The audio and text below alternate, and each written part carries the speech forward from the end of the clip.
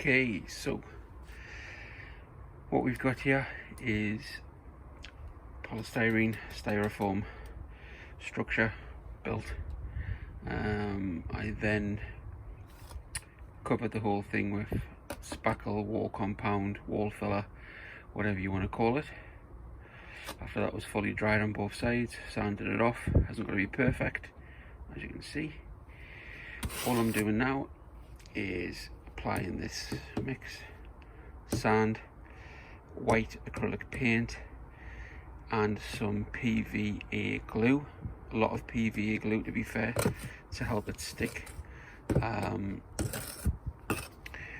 Mix it all together quite well for a while, and then I'm using this tool, a little trowel. You can use whatever you want. This I can cover large areas, as you can see.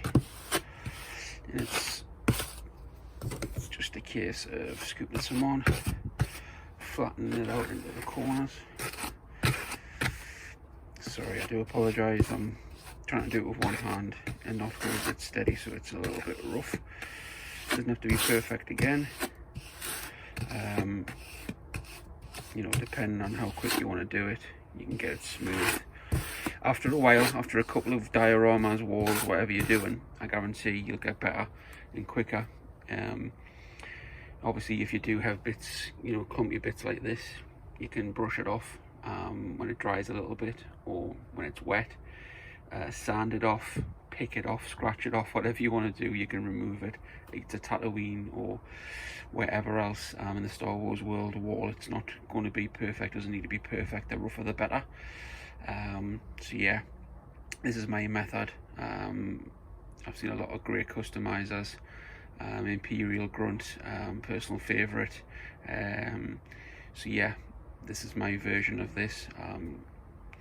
It's not perfect, but it does the job. For smaller areas, the insides, I take a knife, just a normal knife. This is a cheap one I picked up from a store. You can see that I've bent it on purpose, and this just gives you a little bit better control when trying to get into certain angles and things. You can bend it the opposite way depending on which hand you use. You can make the angle more acute, whatever basically works for you, just to get in all the nooks and crannies and fill in the bits and bobs of areas that you need to. And then once this is completed, both sides, I'll leave it to dry, check it out, see how it goes.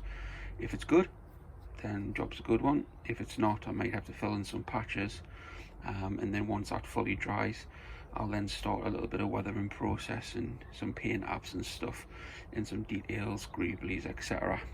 But yeah, this is just for this process, quick video, and then I'll show the paint apps process, weathering, and greeblies bits as well. So yeah, thanks for watching, and I'll speak to you guys soon.